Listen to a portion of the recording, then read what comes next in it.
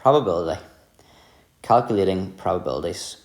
Pause the video and write down the formula to find the probability of an event happening. So how do you find the probability of an event? Well, the probability of an event happening is the number of successful outcomes divided by the total number of outcomes. So how many times does a thing happen that you want to happen, divided by the total number of possible things that could have happened. Now that formula only works when the outcomes, the things that can happen, are all equally likely. There's not one thing that's more chance of happening than another. Pause the video and have a go at example 1.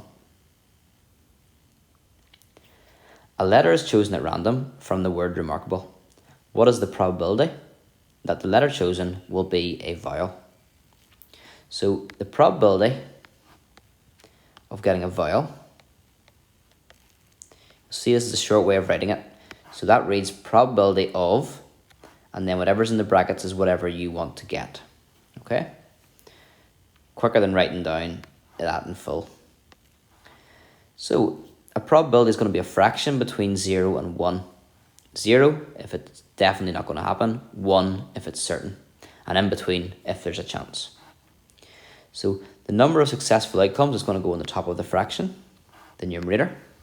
So how many successful ways are there? How many ways are there to get a vowel? 1, 2, 3, 4. And then what are the total number of outcomes? How many possible letters could we have chosen at random? 1, 2, 3, 4, 5, 6, 7, 8, 9, 10. So 4/10. That'll never get you full marks. Fractions always should be simplified. Divide through by 2.